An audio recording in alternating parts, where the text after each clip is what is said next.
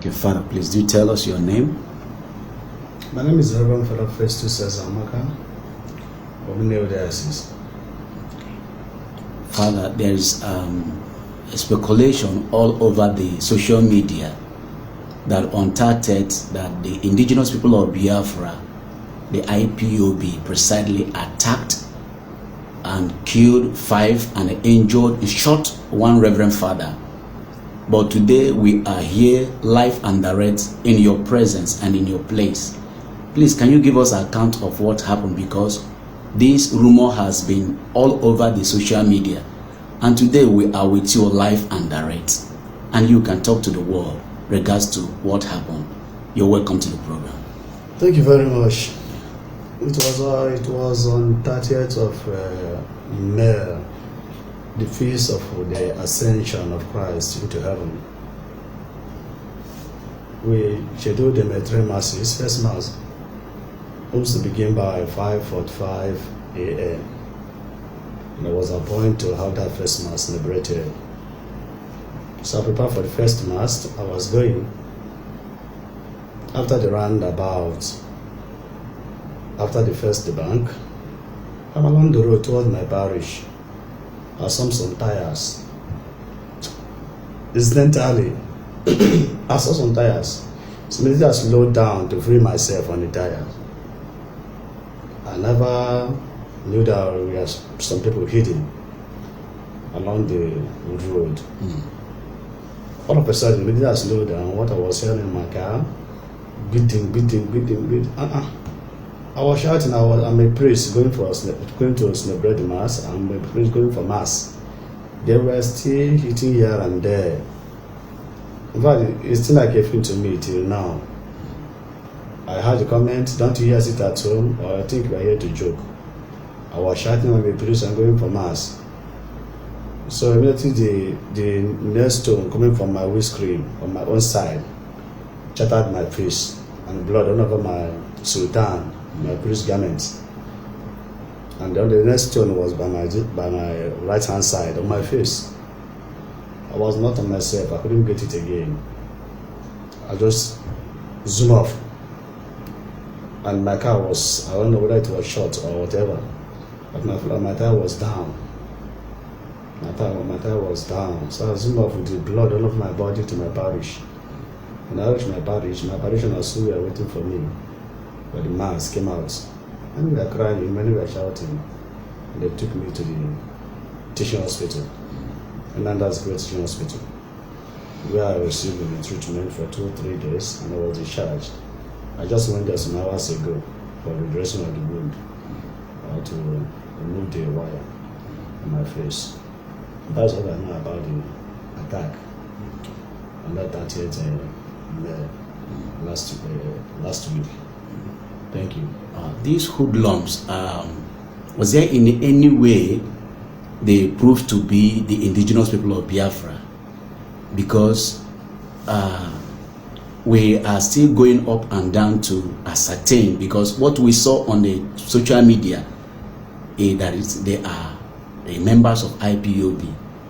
So I don't know if they can give us any account proving that these truly they are members of Ipob. Was there anything like that?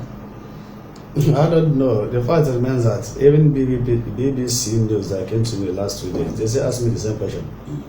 I told them I don't know. I never see anybody. I did not see the faces because the place were dark.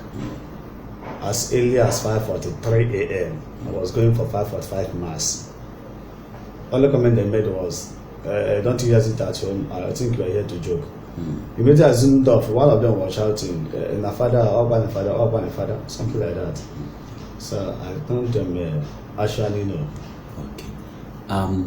3 days ago, there was a flag spread all over this place, and the police were up and doing, making sure that those flags were really removed. And we are meant to understand that this flag was pasted by the Beam and the Mazop people. And we've been going up and down to see if we can speak to the members of the Mazop and the Beam to see if they knew anything regards to this attack. But no one has, they've not really opened up So we just want to come to let the world know that you are alive. In some of the social media handle, what the information we got there is that the priest was attacked, or they shot the priest and killed 5 people at Newe. So that is the reason why we're coming to see you. You are, despite the bruises, you are alive, and you are talking to us, giving us the account of what happened, not the speculation that is all over the media. We want to thank you, and want to pray that indigenous people of Biafra are peace-loving people. Despite they attack terrorists, it is not part of us. We are law-abiding people. We are only asking for the rights of our freedom, nothing more than that. We've not gone on any violent protest from inception.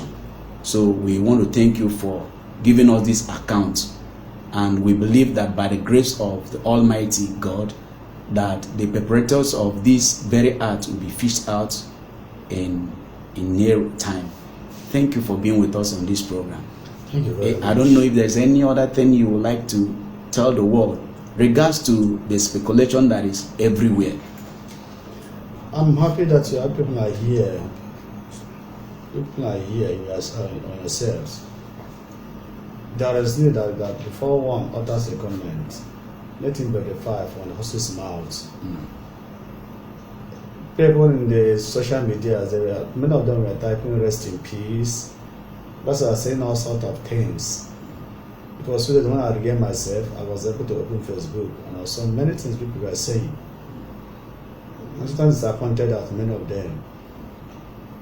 Before anyone to say anything inside in social media, let him make a very nice verification to know what he's saying. Know what you say and say what you know. That's my advice for them. So them speculating fake news and so on and so forth. It is very wrong. Thank you very much. Thank you, sir. Now, regards to the sit-at-home order given by the indigenous people of Biafra, from you as a servant of the Most High, is it in line with the freedom or is against the freedom of the indigenous people of Biafra? Because I know vividly that you are an Ipob man and you're also a Biafra. So please, what do you have to tell Biafrans all over the world regards to sit-at-home, despite what happened? Well, to me, sit-at-home or when you had enjoyed the name here, there's nothing wrong there, sitting at home. Otherwise, some people do sit at home in their own leisure times. So if sit at home should be a way to get the Biafra, fine and good. But then let it be peaceful. Because one thing I used to say, and I will continue to say it, is that if the Igbos, I mean the Biafrans of course, begin to kill themselves in the name of getting Biafra, to whom shall they get the Biafra on the last day? We cannot be killing ourselves to get Biafra. No. Sitting at home should be done peacefully. I think that is what I have to say from this. So from this account now, we know that some people parade themselves in order to destroy what we, the indigenous people of Biafra, is doing. And for we to remember those who died that we may live. The same day, sir, there's an account of a Fulani Hausa Megad that took knife and butchered the owner of the very compound that he's guiding, very close to Newe here. And we're still following up this case to find out exactly what this young man had in mind by trying to kill the landlord that employed him to secure his life. This is one of the things that we're seeing within this area. The Fulani headsmen are everywhere, you know, trying to do one thing or the other to disintegrate what we are doing as the indigenous people of Biafra. We are heading to Orifite from here, sir, in order to investigate more about this killing. Thank you very much for being with us on this program. Thank you. God bless you. Thank you, sir.